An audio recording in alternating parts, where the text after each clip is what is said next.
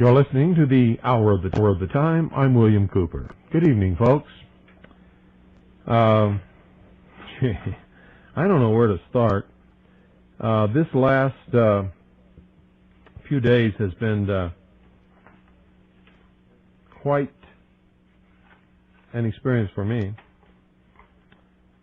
because so much, and I really mean so much, is going on right here. I mean right here. That I'm trying to bring to fruition, that I've just found myself overwhelmed. You know, trying to get all these websites in the condition that they're supposed to be, and it's very difficult. And you know, Spencer was supposed to start doing the regular website, and I've seen hide nor hair of him. I don't know what the hell he's doing, but he's not doing anything.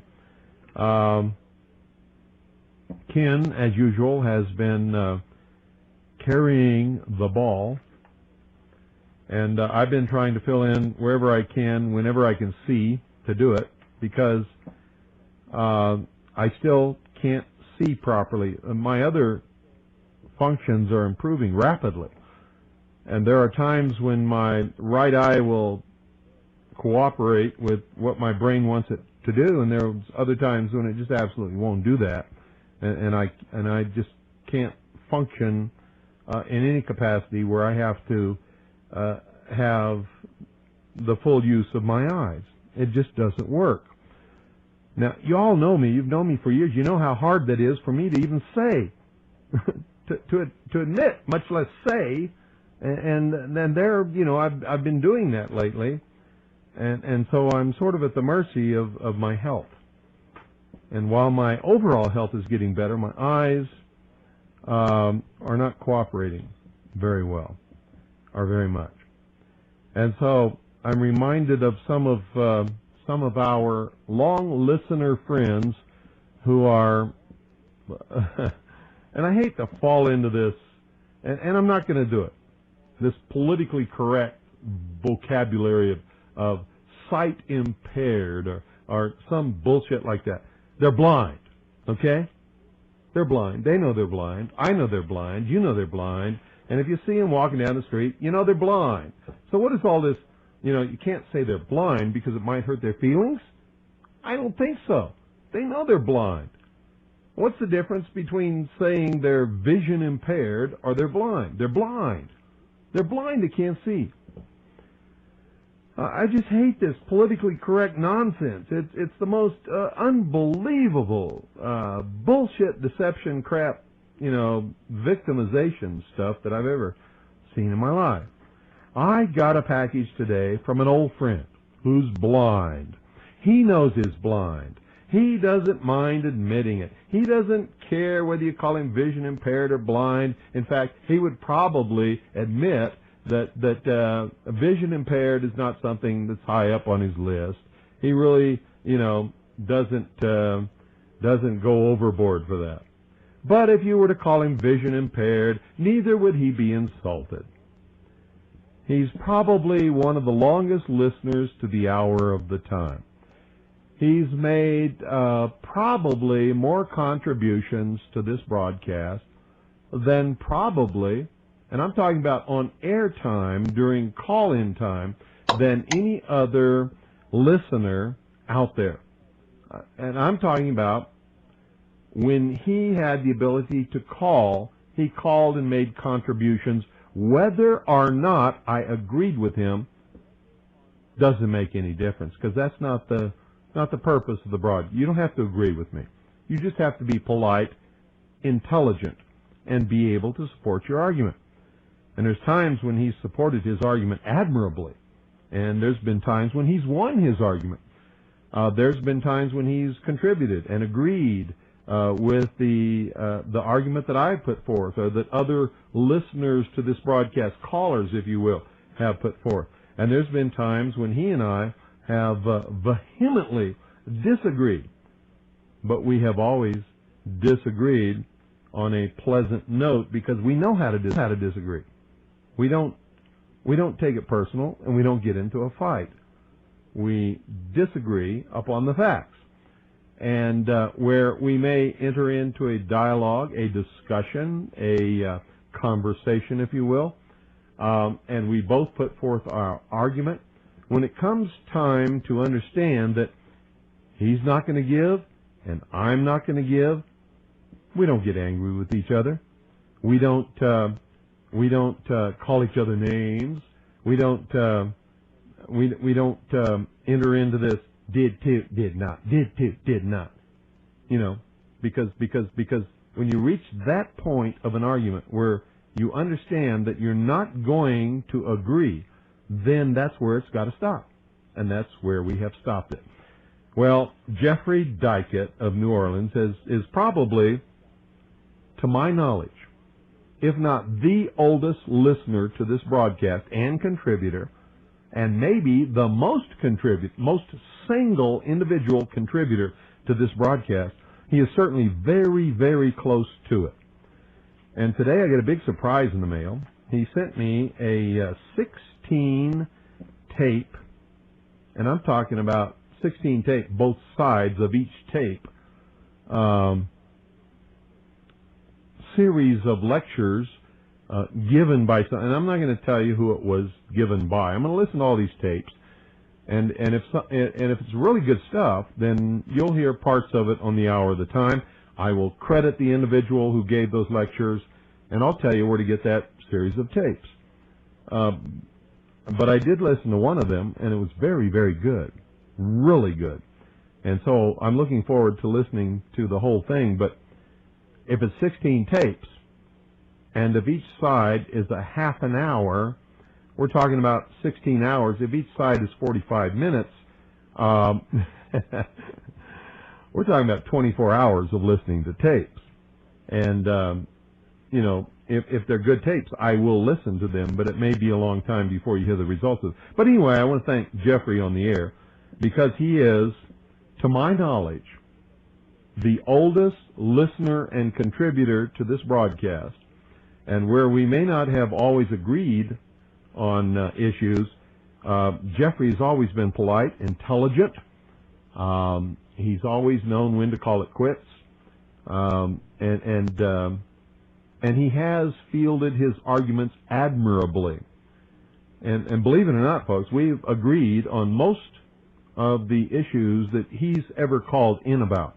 We have disagreed on minor issues, on some of the things he's called in about, and on a couple of things he's called in about, we have absolutely, totally been unable to even reach any plane where we could call, where we could say that that we had some kind of an agreement.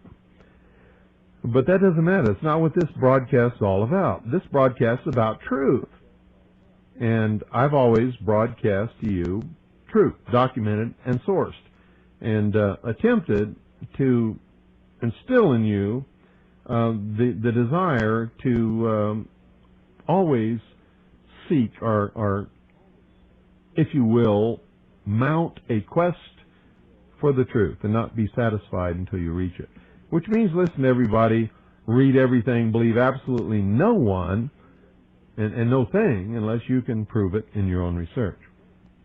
But I want to read you this letter from Jeffrey. Jeffrey and I are friends, by the way. Even when we disagree, we are friends. There's nothing better, believe me, folks, there's nothing better than having the opportunity to discuss and argue civilly with intelligent people your ideas and conclusions about life, about science, about the world, about religion, about all of those things. And I found that I've been able to find those people throughout my life. I seek them out, you see. And there's nothing better than a winter's night, a fireplace with a roaring fire, a wonderful wine, or maybe a scotch, and nobody has to drive. because you don't want anybody to drive when they're drinking. But it sort of loosens the tongue. It opens the mind. It allows people who are shy and would not otherwise venture an opinion to be able to open up and discuss deep philosophical subjects that they would never dream of even discussing ever before in their life with their closest friends. They can do that with me. And I love it. And it's wonderful when people understand what an argument is. An argument is simply putting forth the evidence in support of your idea or theory, if you will. And a theory must be a conclusion based upon facts. So all of these things you hear about, and ain't no such thing as a conspiracy theory. Bullshit. You see, there could not be a conspiracy theory unless the theory had facts backing up the conclusion. And that's what science is. All science, everything that exists in science began as a theory. A theory is a preliminary conclusion based upon a whole bunch of facts leading to that conclusion and to none other. So, one of these days we will publish a videotape of a lecture given by Michelle Marie Moore at one of our training sessions, at one of our conventions, whatever you want to call it, where she put that forth admirably. Much better than anyone I've ever seen. So anyway, I want to read this letter from Jeffrey Dykett, who's been a long-time contributor, long-time, very good friend, sometimes devil's advocate, sometimes a proponent, sometimes theoretical opposition, whatever you want to call it. We all owe him a respect that is due to arguably the oldest contributor and listener to the hour of the time. He may not be the oldest listener, but in the absence of proof of somebody else having been an older listener, I have to say that Jeffrey fits the bill. Also, I don't know anybody who's been a steady listener and a steady caller and a steady contributor other than Jeffrey Dykett in New Orleans, Louisiana. Anyway, here's his letter. Dear Sir, the enclosed tape set of lectures contains the documentation of atrocities committed by the British troops in the Revolutionary War, not the War of Independence, as the lecturer refers to the conflict. Please note his own bias for interpretation, especially of Roger Williams. He gives an address for printed materials which accompanied this set, but which I gave my brother a few years ago before I had my present computer, which enables me to read print directly. Thank you very much. Toward Liberty, Jeffrey Dykett. Thank you, Jeffrey. I look forward to listening. I listened to one tape today. It was incredibly well done, incredibly well researched, and if the rest of the series is up to par with that tape, then we've truly received a treasure from you. And if it turns out to be that treasure, then all of you will be hearing snippets of it on the hour of the time. And because, well, just because. Doesn't have to be any other explanation. So, tonight, I want to get into something that just bothers me. And I've got to get into it. I've got to know the reason why. I absolutely must know the reason why. And since all of you are the culprits, you are the criminals involved in this great crime and deception, you're the ones who are going to have to tell me why. Why? And I just have to know why. I've got to know why. I must have an answer. Why? What in the world causes you people to do some of the things that you do. And tonight, I didn't choose any music. I'm going to take it right off the 200 CD carousel. And while you're pondering that question and thinking about why do you do these things, when we get back from this short pause, I'll tell you what it is that I want to know why you do it. And I really do. I want to know why. It's driving me to distraction because I can see it happening all over again.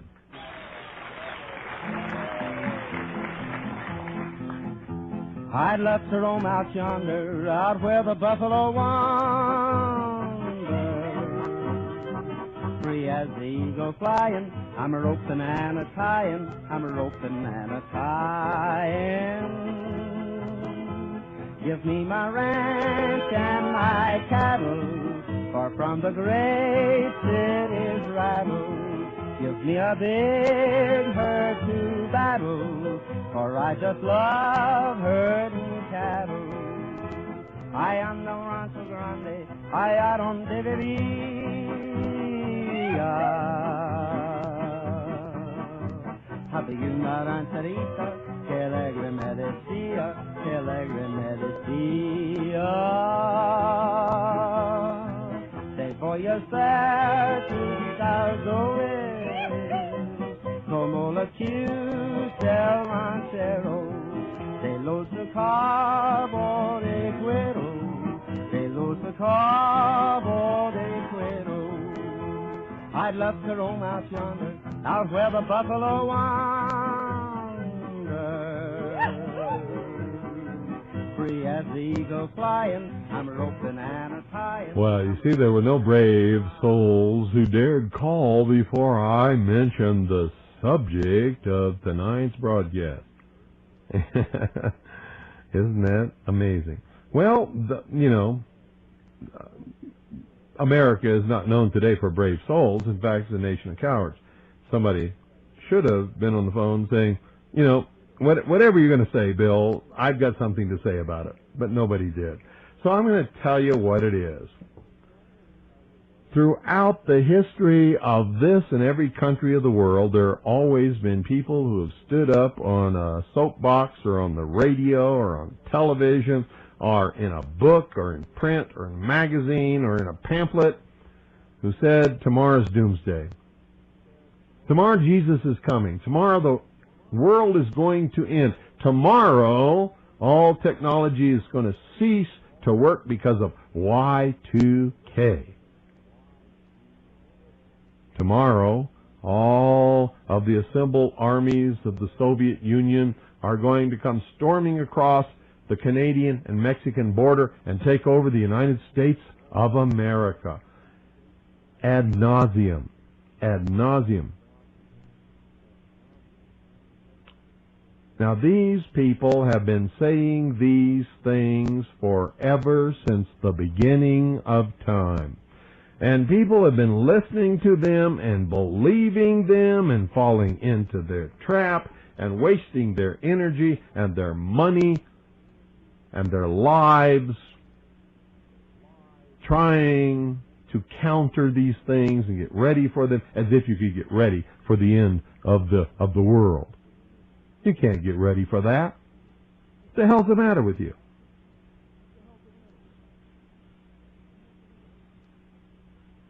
You know? And I am absolutely amazed that every time these liars and deceivers and false prophets and manipulators are exposed, you rationalize it. They rationalize it nowadays in modern times on the air and just keep right on going, predicting the next tremendous disaster. And you fall right into that too, and you never stop listening to them. One of the biggest is Brother Stare, one of the biggest liars, false prophets, deceivers, manipulators on the face of this earth and the shortwave listening audience all around this world have sent him millions and millions and millions of dollars. Yet every single prophecy that he has ever made has turned out to be a lie, to be false, a false prophet, a liar, not a man of God, not the last day prophet of God, but one of the greatest deceivers that's ever lived. Another one is Alex Jones. Another one is Jackie Petru. Another one is James Bobo Grits. I could go on and on and on and name these people. And if I'm lying, then sue me. Sue me. Because I'm not lying. And I can prove every single thing that I have said. And I'm sick of it.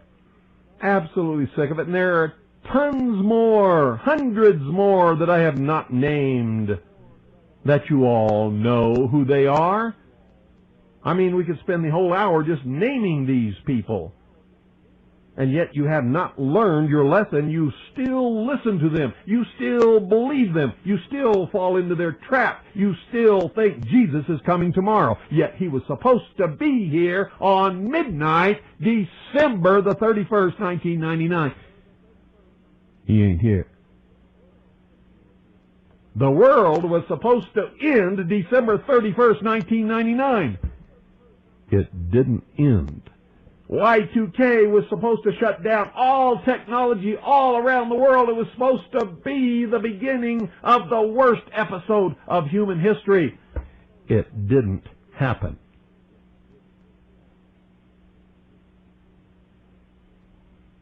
And I could go on and on and on and on and on and on and on and on and on about all the bullshit and the lies and the deception and the misery that these people have heaped upon all of you, and you have bought it and you have eaten it and you have lived it and you have dreamed it and you have fallen into it and you have spent all of your money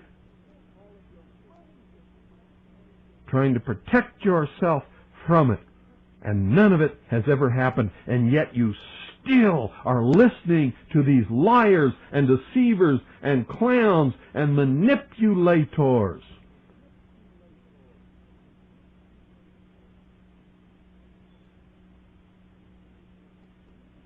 And agents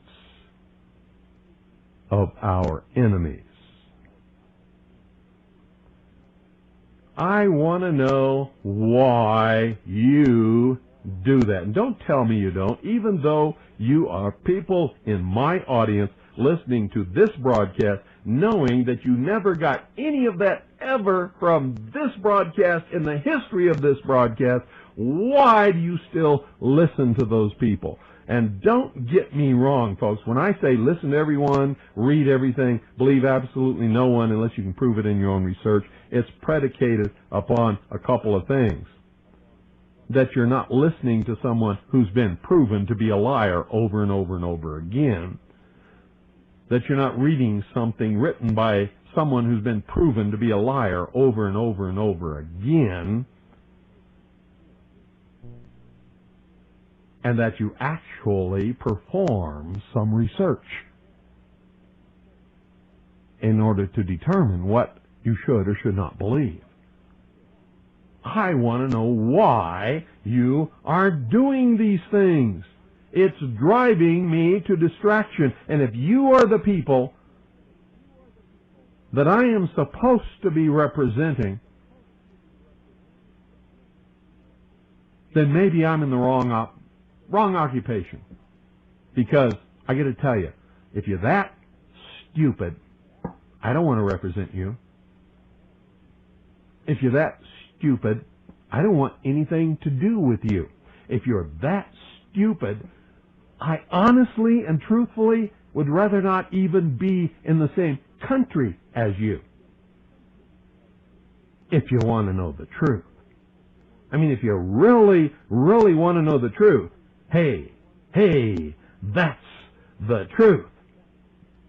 You know what I mean? What are you, addicted to fantasy? You gotta have your adrenaline rush? What the hell is wrong with you? What's going on? Because it's been proven that these people are liars. You know they're liars. And I know for a fact that most of the people who are listening to this broadcast today are still listening to them, still passing out their rumors, still giving them credence, still falling into their lies and their deception. Who the hell are you? And why are you doing it? I want to know. 520-333-4578. I've got to know the answer to this. You don't have to tell me your name. And unless you do, nobody's ever going to know it. Nobody's going to know who you are or where you are. So feel free to call and tell me the truth. Why are you doing this? What's the matter with you? Where has your brain gone? Please call me.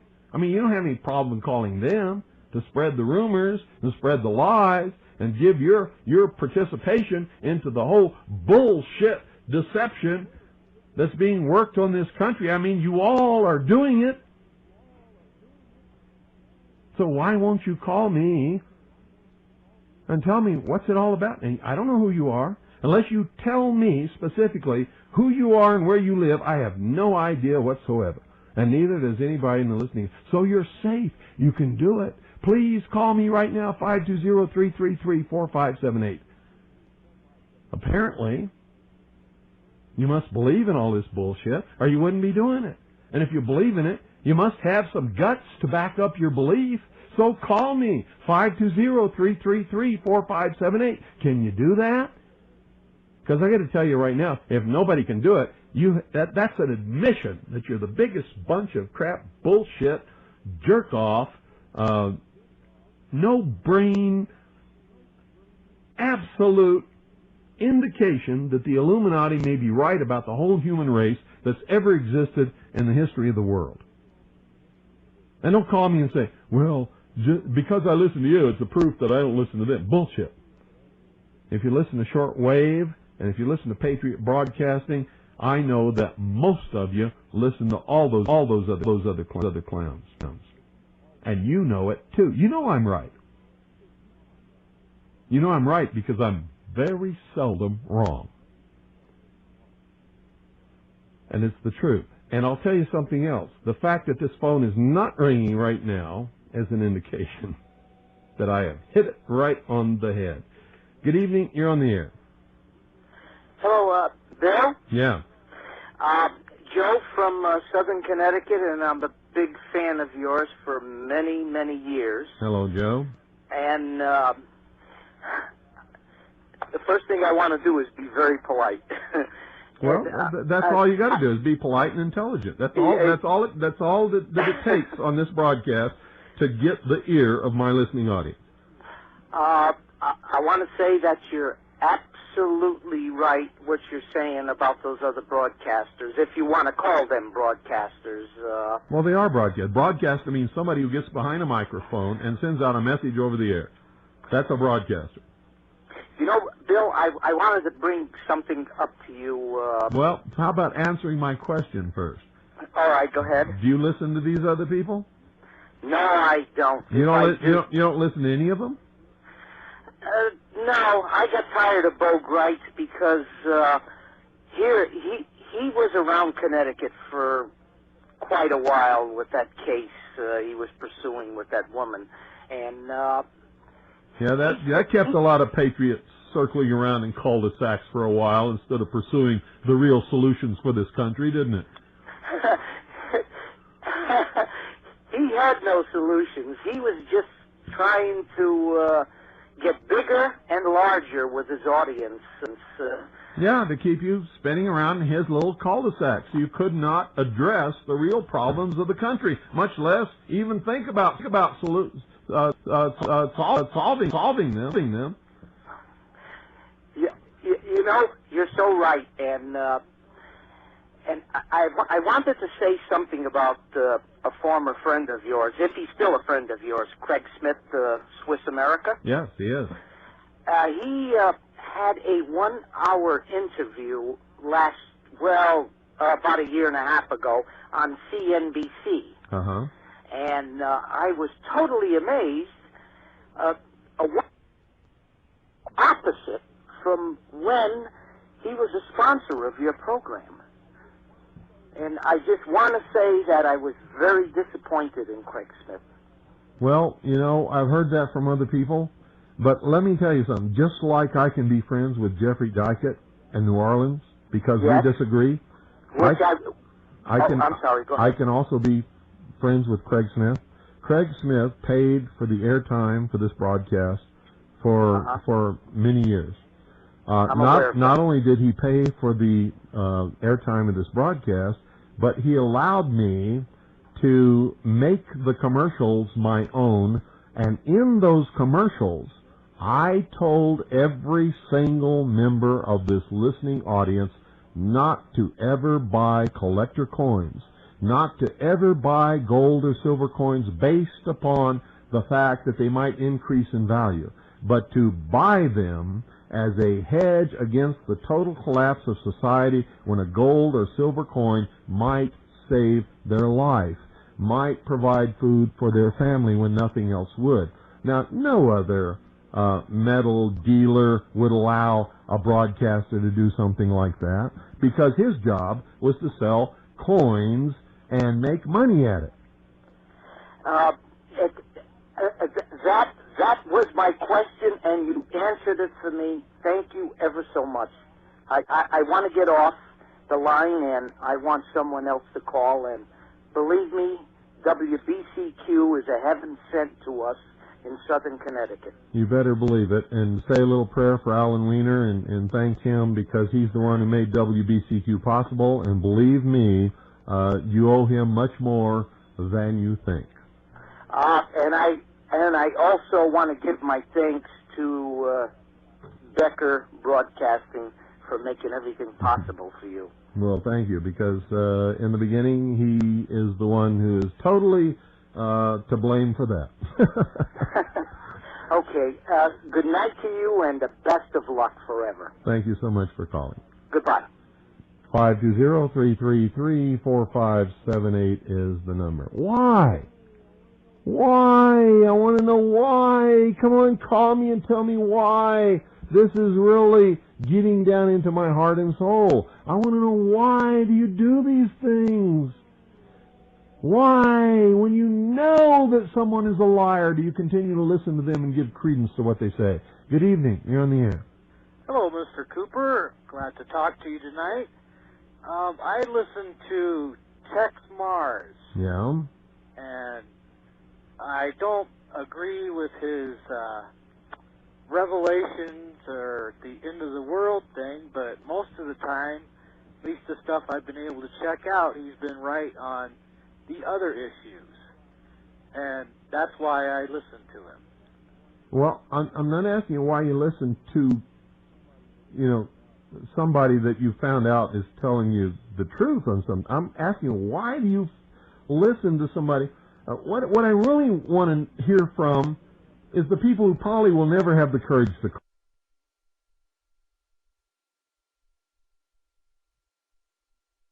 call 3 or 4 or 5 times in the past, and they still listen to them and send them money and support them and go around and tell their neighbors what they said. That's what I want to know. It's driving me crazy. I hope you find out, because I would like to know myself. It's really driving, like Brother Stare. People send him millions of dollars. He's on the air everywhere. Do you know what airtime? I can't believe that. Do you know what airtime costs? Yeah, and he's on all the time. All the time, not just all the time, but everywhere, on every frequency, on almost every station. I know what airtime costs. To be able to do that, either people who are listening to him are sending him millions and millions of dollars, or else this guy is a plant getting money from somewhere else. But I don't believe that. I think people are actually sending him millions and millions of dollars. That's what I think. I believe it. Yeah, you're probably right. I find it very hard to believe because I've listened to him a few times, and he just sounds so off the wall. I can't, especially when he says he's the last day prophet. Yeah. Well, boy, that's a thing to say if you know you're never supposed to be wrong. Well, I don't find it hard to believe at all. Maybe I'll do an experiment someday, and just go on the air and become this great prophet of God, and ask everybody to send me millions of dollars. And after the experiment's over, of course, we would send every donation back to the person who sent it to us. But be able to find out how it worked and how many people send us money and how much money we actually got. It would be very hard for me to do that because I'm not a deceiver, and I would have to deceive a lot of people to be able to do that. And on second thought, I probably wouldn't be able to do it. Yeah, but I'd find that hard for you to do. Yeah, it would be very hard for me to do. But you know, if I honestly believed in my heart that it would wake people up and teach them something, and they wouldn't fall for it again, I might do it. But only for that reason. That might be worthy of doing something like that. Okay, Mr. Cooper, let me let you go, and you can maybe get someone to answer your question. Thanks for calling. Bye-bye. 520-333-4578. Why? I want to know why. Come on. Some of you people are participating in this crap. If you really believe in what you believe in, come on, call, argue your point, present an argument for why you do it. Good evening. You're on the air. Good evening, Bill. This is David calling from Rhode Island. Hi, David. This call is taking a yeah, this is taking a lot. I admit that I listen to and believe not in totality quite a bit of what Brother Stair said. Okay, then you're an honest man, and you've got a lot of. I want to tell the listening audience right now that it took a lot of courage for this man to call in light of what I said before, and he's a brave man, he's an honest man, and now maybe we can get some answers. So please tell us, why do you listen to this guy when he's been proven to be wrong so many times? How can you believe he's the last day prophet of God? Because a prophet of God cannot ever be wrong. What you just said was true on the issue, right, of the coming of Jesus as he, you know. No. That's not what a prophet of God does. A prophet of God may only prophesy that the kingdom is going to be burned. May not have anything to do with the return of the Messiah. A prophet is never wrong. And I'm not trying to. Okay, I'm not trying to browbeat you. What I want you to do now, and I'm not going to interrupt you, is I'm going to give you about 2 minutes or 3 minutes to explain to me and our listening audience, why do you keep listening to this guy and believing him, even though you know he's been so wrong in the past? Well, as I've looked at some of the writings in the Bible, I agree that they're hard to decipher. You have to have a reliance of faith on somebody, and so I have some reliance of faith on him. And although he may have made some false prophets, it's possible that those false prophets are in the design of God, that he has said back in the beginning that he is going to fool people. And he's going to tell man things that he won't believe. Now, one of the best ways to set someone up, in my opinion, possibly, is like the boy who cried wolf. Okay, you know, Brother Stair has made 3 or 4 predictions and they haven't come true. Forget about him. He's crazy. You know, maybe that's what they said about Noah. And then the one time that he was right was when there was a lot of water. So what I'm saying is that I believe there's a possibility. And because, I mean, obviously, based on what you say, yes, he probably receives a lot of money to stay on the air. I believe that it's possible that he could be right when the time comes when man least expects it, as is God's plan, as I understand it. That's why. And I appreciate you letting me say that. Well, But I it's let true, you say though. it. I let you say it because you had the guts, you had the balls, if you will, and the politeness to come on and say it.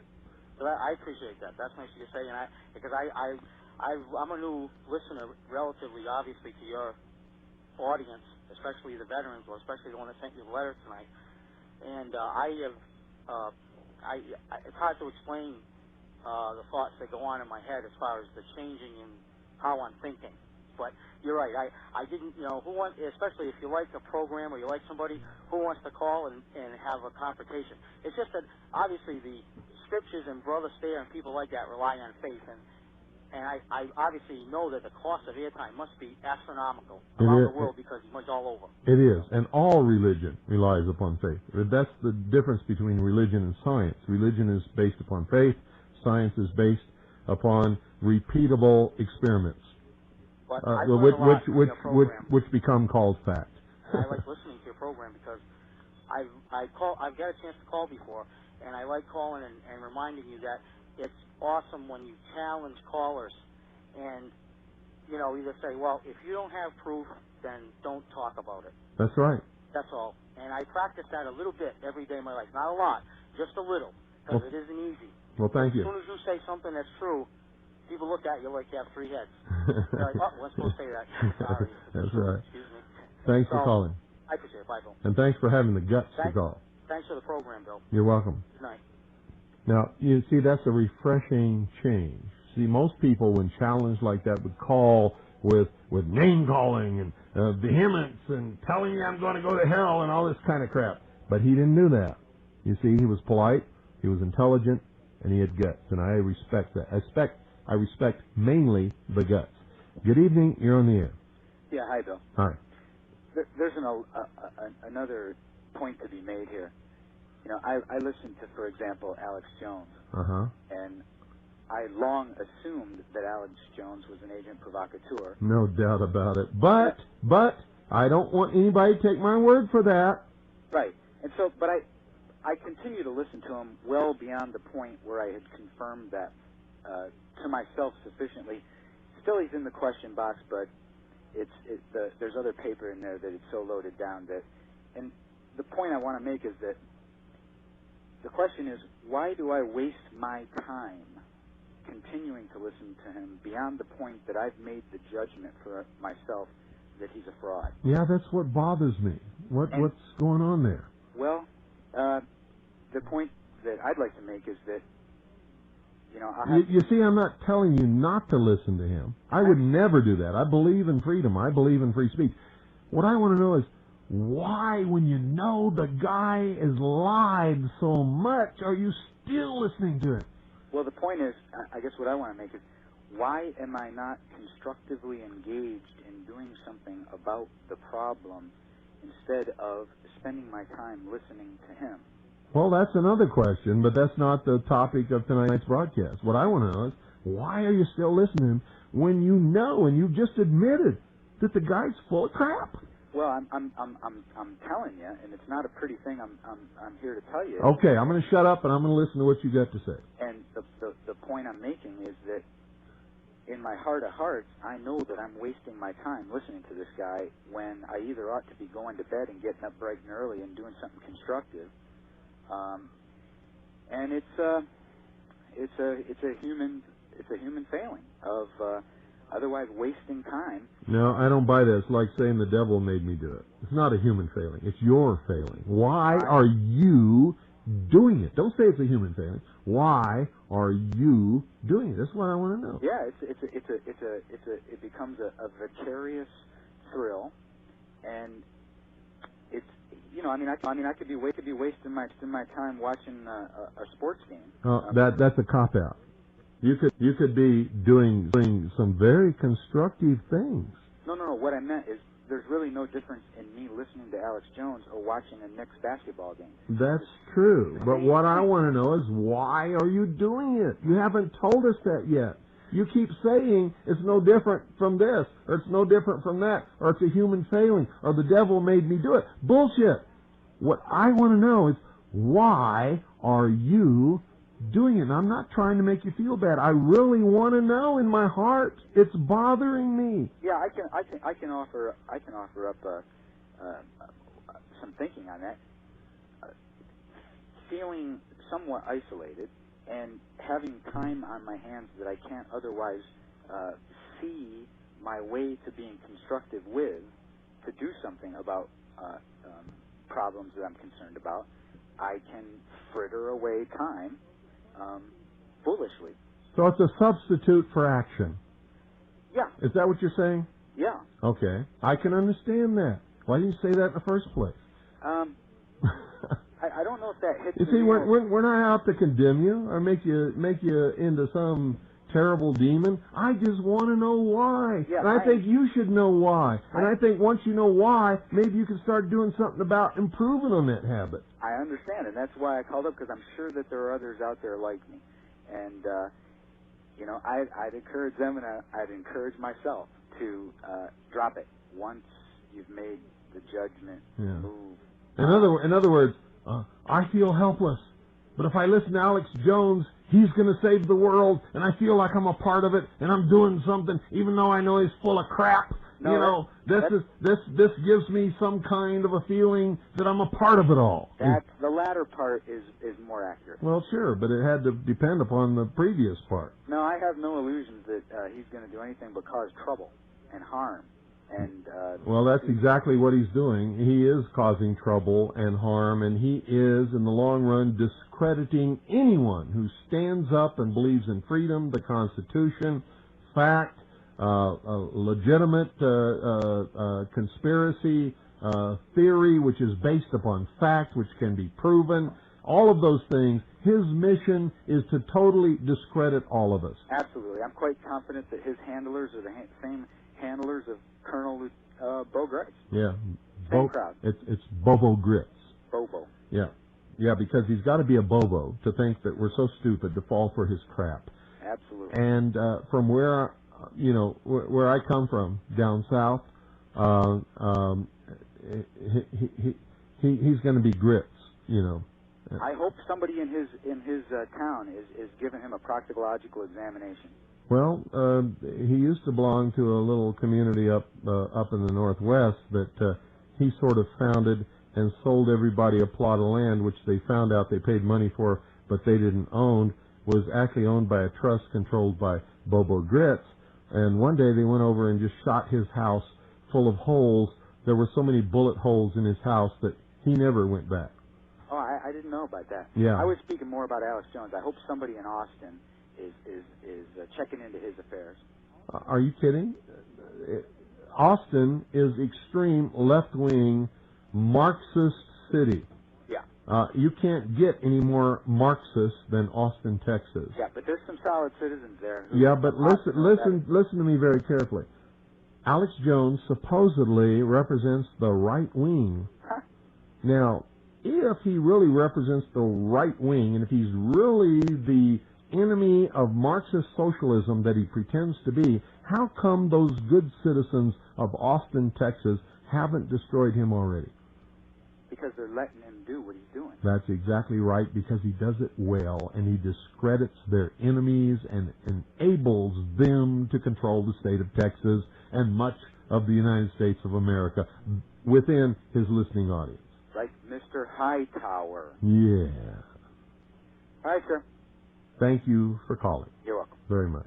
Thank you for your honesty, too. I really appreciate honesty, and I appreciate balls. Those of you who've been listening to this broadcast for many years, you know that. Good evening. You're on the air. Hiya, Bill. It's Steve up here in Michigan. Hi, Steve. And sometimes during the day, of course, we tune into both Alex Jones, if the transmission is cleared, as well as fall back on Rush Limbaugh. And the rationale is the exact same thing, to see if they get any part of it right whatsoever. Yeah, well, Rush is another one. Excellence in broadcasting, my ass. Really? Look at where he's at and where he had to run from. Yeah. There is a bright spot, though. Incredibly enough, Alex Jones' show last Friday, I got back from partying and turned it on, and he had just started up with 3 hours of Sherman Skolnick. Oh, my God, one of the most incredible disinformation bullshit artists that's ever lived. And, yeah, I thought it was very, very interesting. Yeah, well, maybe interesting, but Sherman Skolnick is as full of crap as they come. Well, I guess that means why they probably had him on, but it was definitely, again, good entertainment. But most of that stuff is, of course, a parody of real life, and when you're sitting there during the day working away, anything is better than 6 more hours of hip-hop, Bill. Well, I'm not so sure that that's true. If you really listen to the lyrics of hip-hop, you'll find out that the black youth know more about what's happening in this country than you think they do. And in their music, they're educating their young like white Americans are not doing. And I want to tell you something else about all of this. If you really want to know what Sherman Skolnick has to say, find a toilet that's stopped up and overflowing, and you get the gist of the whole damn thing. Yeah, that's what hip-hop is all about. It's modern ballading, which is basically how the information was carried before it was written down. That's exactly what it is. Okay, So, Bill, I'll get off here and carry on, sir. thank you. Bye now. Thanks for calling. 520-333-4578 is the number. Sherman Skolnick? Are you kidding me? He's the guy that said that, oh, jeez. The guy that was killed during the Clinton administration was killed by Mickey and Goofy infiltrating the White House. Good evening, you're on the air. Good evening, Bill Carmine from Pennsylvania. All right,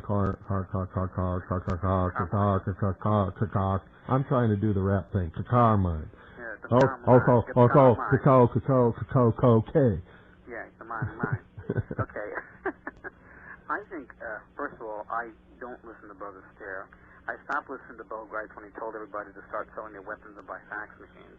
Oh, he really did that? Yeah, I swear to God. Oh, I missed that. If I'd have known that, I'd have done shows forever on that. Well, You're kidding me. And then he also, remember, he shot himself in the chest with a fraction of a load with a 45. Yeah, he did that on purpose. You ever hear of a 45 bouncing off a rib? If the rib is like maybe a half a mile away. Yeah, about a half a mile, but it was like 3 inches away because he was committing suicide, remember? Going to shoot himself in the heart. He put the barrel right over his heart from about 3 inches, pulled the trigger, and the bullet bounced off his rib? According to his testimony, anyway. Well, no, that's according to, the doctors. Bullet bounced off his rib. Oh, that part I understand, yes. Yeah. The reason I listen to other things... That bounced off his rib because he's a reloader. And when he made that round, he put just a little tiny bit of powder on top of the primer so it bounced off his rib. Well, that's why and then he laid down the road and pretended like he was mortally wounded. You know what? If a bullet bounces off your rib, you're not wounded. You're not passed out. You're not unconscious. You're not rendered incapable of... His rib wasn't even broken. I mean, he could breathe normally, move his arms, everything. The man is a liar. He's one of the biggest liars that's ever lived. I've said it for years on the air, and he's never sued me. Why do you think he's never sued me, but he's sued other people? Because he is a liar. And I'm the only one that can prove it. Everybody else that calls him a liar doesn't know how to prove it, so he can sue them and get away with it, but he can't sue me because he can't get away with it. He's a liar. Yeah, I agree. Listen, my main reason, since the 60s, I've been listening like Radio Prague, TAS, Pravda, things like that. Yeah. Getting the different spin on news stories and all that. And I have a news hunger. You got to hurry up because we're out of time. Okay, well, I'm trying to glean whatever information I can get out of it, whatever I can. And if I happen to listen to Alex Jones one day, hey, I love when he imitates the Russian speaking. I get a laugh out of it. I mean, I must admit, I get a rise. I get a laugh out of it. Hey, if you understand that it's humor, and if you understand that he's full of crap, if you understand that he's a liar, and that most of the things that he ever says is just a bunch of crap bullshit that's designed to get you up into some hyper state in order to cause problems in this country, and you know that he's just a funny clown and you're laughing at him, hey, that's all right, man, because I do the same thing with him and Rush Limbaugh and a whole bunch of other guys. That's all right. I got to let you go because we're out of time. Okay. Thanks for calling, man. Ain't it funny, though, when they do that? I mean, everybody will listen to them in the direct medium that they're really presenting, which is comedy. And if everybody understood that, Man, we'd all have a damn good laugh. But you know what? People are mostly too stupid to recognize comedy when they hear it. Good night, folks. God bless each and every single one of you. I love you all. And if I didn't, I couldn't do this broadcast. Good night, Annie, Pooh, and Allison. Good night, Linda. Good night, Doyle. Good night, Ken. Good night, Bart. Good night, Janelle. Good night, Jessica. Good night, everybody in my life that I love and have ever loved. Good night, Eva. You know, all of you, just Nolan and your whole family. You know, you're the people. You're the reason. You really are. And there's some other people I didn't mention whom I don't have to mention because they know how much I love them. And they always will know that because I will always love them more than you will ever know. I could while away the hours, conferring with the flowers, consulting with the rain. And my head I'd be scratching while my thoughts were busy hatching if I only had a brain. I'd unravel every riddle for any individual in trouble or in pain. With the thought you'd be thinking you could be another Lincoln if you only had a brain. Oh, I tell you why the ocean's near the shore. I could think of things I never thought before, and I never thought before. And then I'd sit and think some more. I would not be just a number, my head all full of stuffing, my heart all full of pain. I would dance and be merry, life would be a king a dairy if I only had a brain.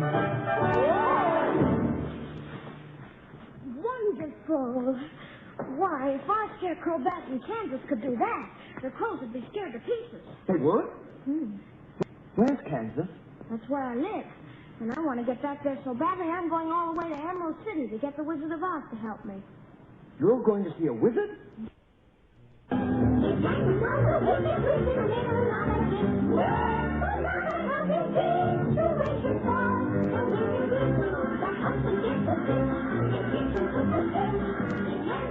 Well, that old CD machine did it again. So that's it, folks. Don't forget to tune in tomorrow night.